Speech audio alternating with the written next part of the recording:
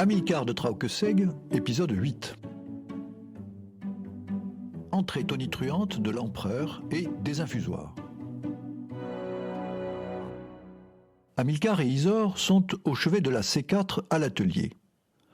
Ombelle vient de repartir chez elle et Archibald s'occupe de la C6 dont il vient d'hériter. Alors que le bureau est vide, deux nouveaux venus, Ophir et Marjorie, en panne d'essence, sont entrés.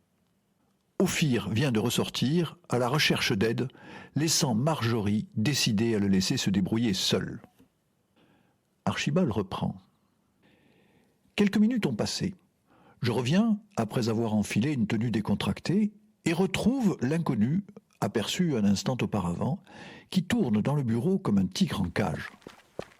Elle se précipite vers moi, contenant mal son exaspération. « Bonjour, monsieur.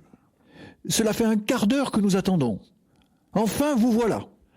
En voyant ma tête, et se souvenant brutalement du conseil d'Ophir, elle reprend d'un ton mielleux. « Voilà, nous sommes très pressés, et nous sommes tombés en panne de l'autre côté du hameau. Je vous demande donc de bien vouloir, s'il vous plaît, nous venir en aide. Ce n'est rien de compliqué. Vous devriez pouvoir y arriver.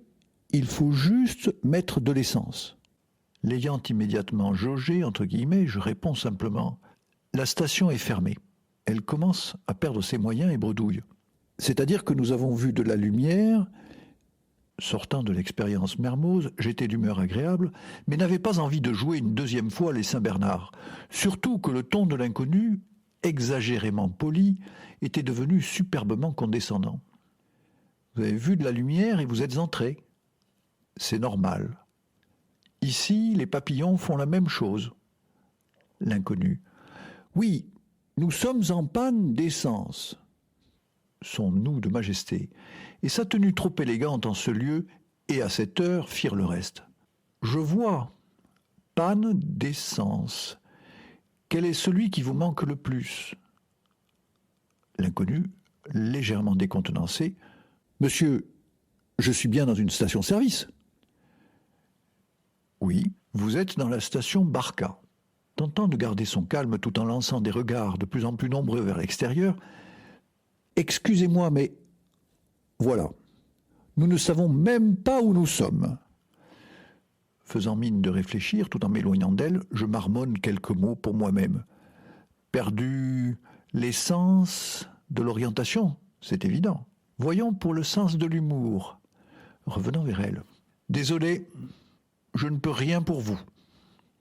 Se contenant de plus en plus mal, elle fulmine maintenant et regarde désespérément le plafond comme pour invoquer le ciel à sa rescousse et marmonne. Si cet abruti pouvait simplement faire le plein et qu'on se tire. Me retournant vers elle, à mon grand regret, madame, cet établissement est fermé pour le week-end. Elle se met alors à parler plus lentement, comme on parle à un simple d'esprit. D'abord, ce n'est pas fermé. Vous êtes là. Ensuite, il ne s'agit pas d'un service, mais d'une urgence. Nous sommes coincés dans ce hameau dont nous devons repartir au plus vite. Maugréant, en rongeant son frein, dans un trou pareil, un client devrait être accueilli avec des colliers de fleurs et des danses. Au lieu de ça, le pompiste fait des manières. Ne montrant aucune réaction, j'améliore progressivement l'idée qu'elle s'est faite d'être face à un gentil garçon, arriéré, mais pas méchant, s'adressant de nouveau à moi. « Vous comprenez ?» Je ne bouge pas et prends un air parfaitement abruti. De plus en plus énervée, elle me tourne le dos pour faire ses commentaires. « Il le fait exprès, ce n'est pas possible, il va m'obliger à devenir désagréable. » À mi-voix, je suis sûr, après avoir entendu son dernier commentaire, c'est déjà trop tard. Elle a entendu et est soudain prête à bondir. « Que dites-vous ?» Lui répondant lentement en forçant sur la finale, je disais que la station est fermée et que c'est déjà trop tard. Elle tente de retrouver son calme. C'est bon, j'ai compris. C'est alors que je me mets à sourire bêtement et viens la regarder sous le nez, volontairement d'un peu trop près. Vous n'êtes pas de Trauqueseg, vous. Je ne vous connais pas. Elle recule d'un bond comme on s'écarte d'un serpent, de moins en moins maîtresse d'elle-même. Pourquoi ? Il faut être d'ici et être connu pour être servi ? Parlant pour elle-même, je crois rêver. Puis reprenant. Oui, nous sommes de passage et nous aimerions ne pas avoir à acheter tout le village pour pouvoir obtenir l'essence qui va nous permettre de continuer notre route et de nous échapper d'ici. Je souris sans dire un mot. Elle s'écarte et va entrecouper les phrases qui me sont adressées de commentaires désobligeants prenant le ciel à témoin. Je suis tombé sur l'idiot du village. Nous voilà dans de beaux draps. À moi. Peut-être pourriez-vous me dire où se trouve le patron ? J'en profite pour sourire d'un air de plus en plus niais. Hamilcar m'avait appris cette défense pour combattre l'acharnement des petits maîtres. J'y excelle encore. Elle dans un souffle. Rien à faire. Il a le QI d'un concombre et j'ai envie de lui coller une de ses baffes. Restons calmes et reprenons simplement. À partir de ce moment, elle va faire des efforts désespérés pour mimer ce qu'elle dit. Notre voiture est en panne. Le jeu m'amuse et je fais le parfait Benet, hochant la tête quand je comprends et roulant des yeux perdus quand je ne comprends pas. Elle tente de mimer tout en disant « Plus d'essence ». Zut, il ne comprend pas. Elle a soif. L'air plus sot que nature, je réponds. Vous cherchez de l'eau ? Elle. Mais non, je n'ai pas soif, c'est pour la voiture. De l'eau pour la voiture ? Elle se tord les mains, tourne en rond, rythme les mots importants d'un coup de talon. Mais non, la voiture a soif d'essence. Après un court instant, quel guigne, mais il est complètement bouché. Au secours, faisons simple. Elle reformule. Le plein, s'il vous plaît. Je hoche la tête. Super, il comprend. Le front barré d'une ride, je simule un effort intellectuel violent. Super, avec ou sans plomb. Elle fait un tour rapide sur elle-même. Mais je m'en fous, mon pauvre ami. Je ne sais même pas la différence. Me répondant. Mettons avec. Pour elle-même. Ce n'est pas pour ce que ça doit coûter de plus, et si ça lui en mettait dans la cervelle du plomb. Pour moi. Je résume donc. La voiture a soif de super avec plomb. Elle reprend espoir et parle maintenant tout haut. C'est bon, jusque-là il a pigé. Maintenant, plus dur. Il faut que je fasse comprendre au concombre qu'il doit mettre l'essence dans un récipient pour pouvoir l'amener jusqu'à la voiture. S'il pouvait au moins arrêter de sourire. Soudain elle craque. Ah non, c'est trop dur. Il est trop parfait. J'abandonne. Je vais chercher Ophir. S'adressant à moi. Restez là. Surtout ne bougez pas, je reviens. Elle tourne les talons en soliloquant. Il devrait pouvoir extraire de l'essence de ce crétin-là, lui qui sait si bien parler au simple. Je la regarde sortir, comprenant qu'elle n'est pas seule, mais je m'en moque. Hamilcar sera heureux de savoir qu'il a échappé à un sacré numéro, même s'il s'agissait d'une nouvelle preuve de l'existence de son crétinium. Je quitte le bureau et retourne dans la maison à la recherche du casque en cuir bouilli et des lunettes comparables à ceux de Mermoz que m'avait offert Hamilcar pour dignement figurer à côté de lui dans sa C6. Archibald interrompt l'enregistrement. À ce moment-là, je suis sur un petit nuage. Sous le coup de l'excitation de pouvoir repartir dans cet équipage, heureux de trouver les parents en pleine forme, amusé par l'aventure de cet Isor qui bouscule notre routine, le week-end s'annonce parfait. De l'échange qui suit, je ne connaissais que des morceaux choisis, dont celui que vous avez déjà entendu. La découverte de l'enregistrement m'a permis plus tard d'en connaître toute la teneur. Le voici. L'enregistrement reprend. Hamilcar et Isor viennent d'entrer par la porte de l'atelier dans le bureau vide. En combinaison bleue, ils sont en grande conversation. Hamilcar a la mèche en bataille et le geste ample. Il tutoie maintenant Isor. Je te dis que le sérénion est la plus petite énergie existante. Tu sais, la vibration minimale, l'activité initiale, le plus petit mouvement qui signale le début, les prémices de l'idée. ce qui dans l'Antiquité appartenait encore aux dieux.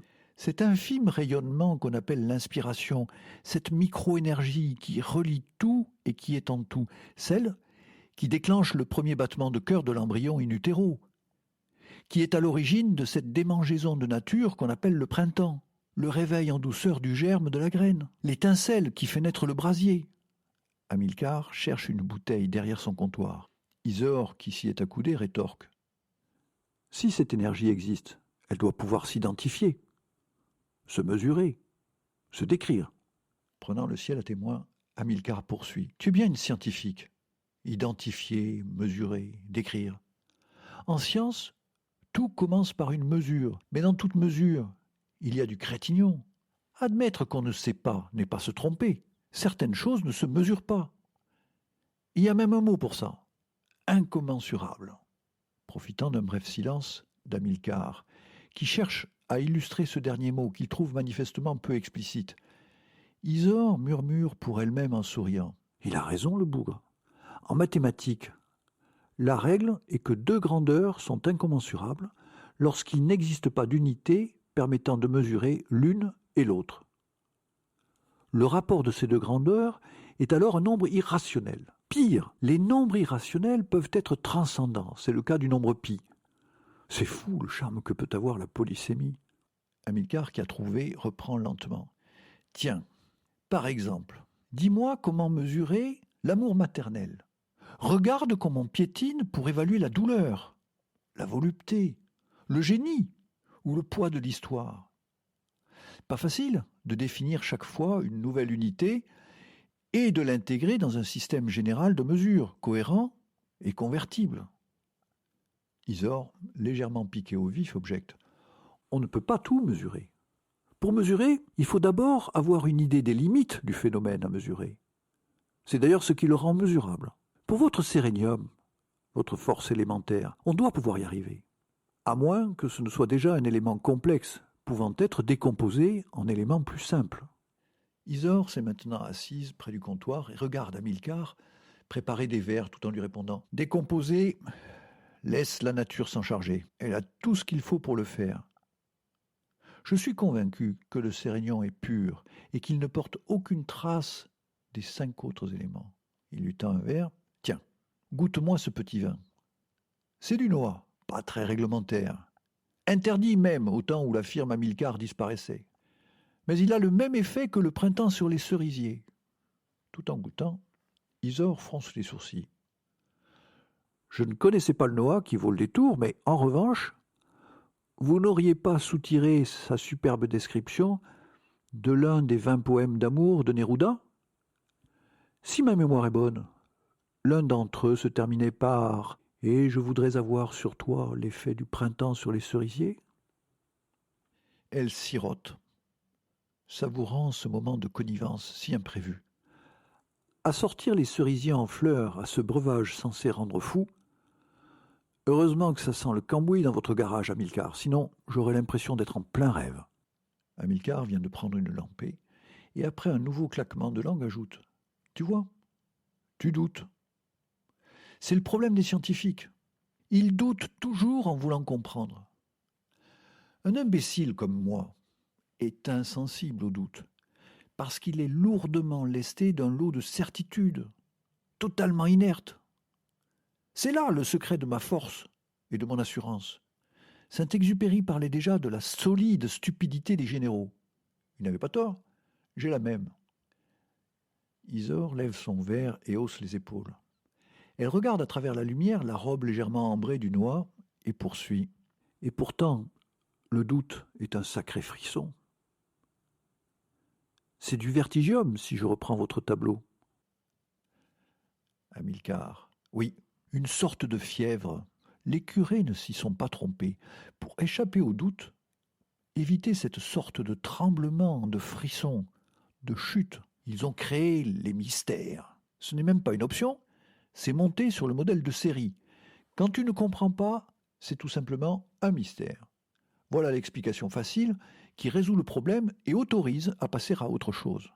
Comme ça, tu peux continuer à croire allègrement, sans rien comprendre et sans avoir besoin d'imaginer. Il propose de resservir Isor qui refuse. Il se resserre. Dans ce monde équilibré, les imbéciles détiennent d'autant plus de certitudes qu'ils sont sots. Et les génies, d'autant plus de doutes qu'ils sont intelligents. Isor. C'est votre équilibrium si je commence à comprendre votre système. Hamilcar. Pour toi, c'est bien dérisoire. Mon horizon le plus lointain est à la porte de ton jardin, mais à mon âge. J'ai ainsi bâti mon petit monde, ma bulle. De là, je contemple les autres, sans peur et sans reproche, empruntant à la légende de Bayard cette formule parfaite. Tiens, à propos de perfection, je me demande ce que font Ombel et Archie. Montrant la bouteille dont le niveau descend, s'ils n'arrivent pas, nous pourrions allègrement recevoir un sérieux coup de pied de barrique. Isor qui se méfie. Ne vous inquiétez pas pour moi, même si votre Noah décoiffe, je me concentre pour vous écouter. Hamilcar poursuit sa démonstration. C'est bien ça. Les scientifiques, vous passez votre temps à concentrer ou à diluer, pendant que nous, les simples, on résume ou on élude. Isor saisit la balle au bond. Vous pensez que si je continue à boire ce Noah, j'arriverai à diluer ou bien à éluder? Un temps. Parlez-moi plutôt de la création, vous qui ne croyez pas au mystère. Hamilcar prend le temps d'avaler une gorgée avant de répondre.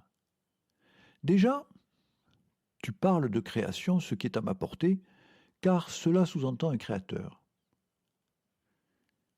La création, pour le garagiste de Traukeseg, c'est une exultation du créateur, et ça n'a rien de mystère. D'ailleurs, certains d'entre vous, les savants, pour s'en sortir sans parler de créateur, ont échafaudé la théorie du Big Bang. Pour corser l'explication, ils donnent même aujourd'hui une estimation de son infinitésimale durée, prouvant que pour éviter la contradiction, il ne sert à rien d'être exact. Il suffit d'être précis, très précis en l'occurrence.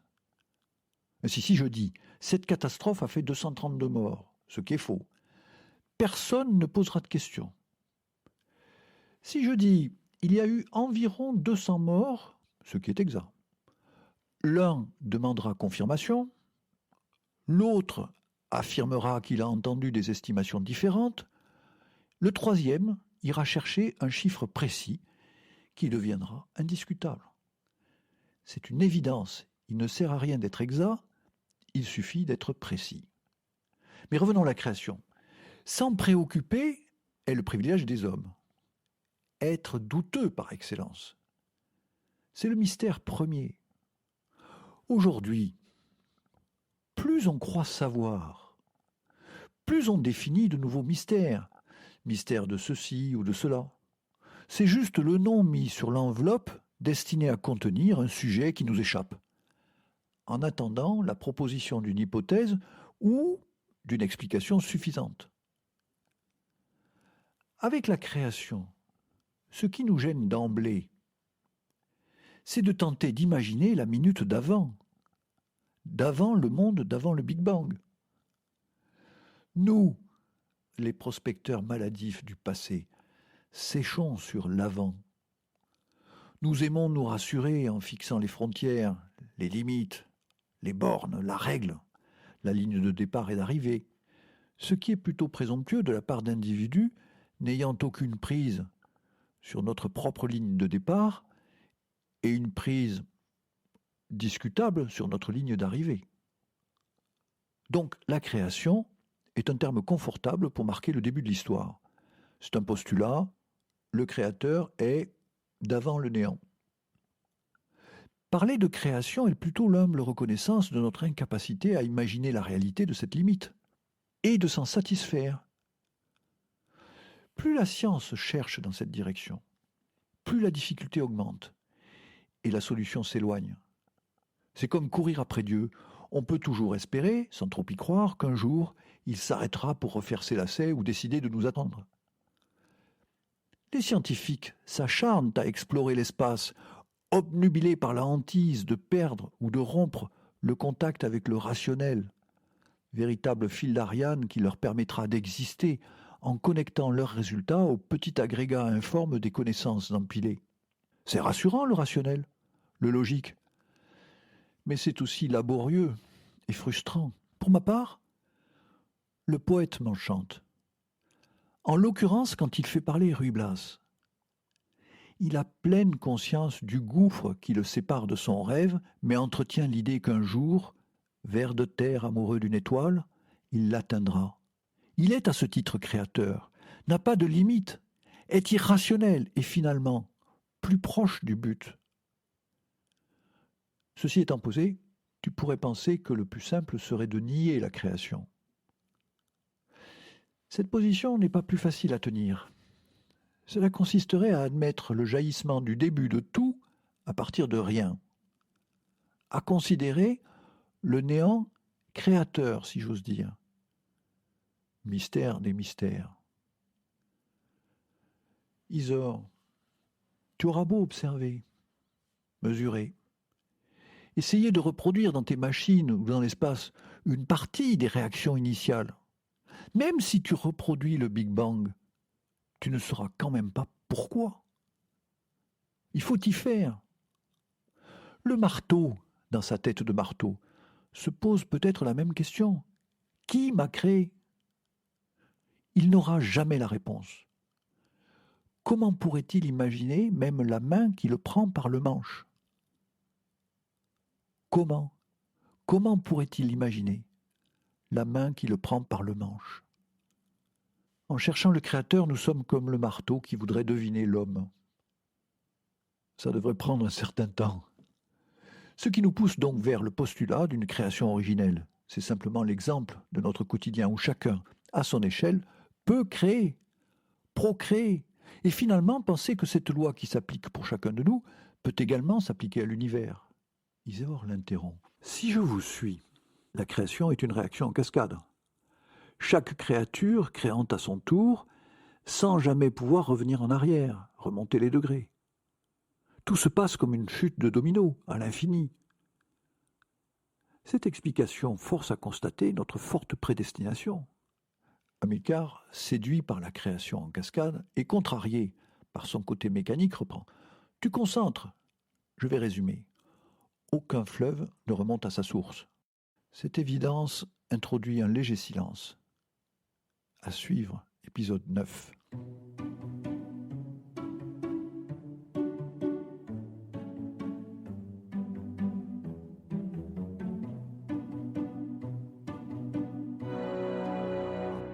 Pour retrouver les autres épisodes d'Amilcar de Trauque-Seg, n'hésitez pas à vous abonner sur votre plateforme d'écoute préférée. Et si vous les avez aimés, partagez-les autour de vous.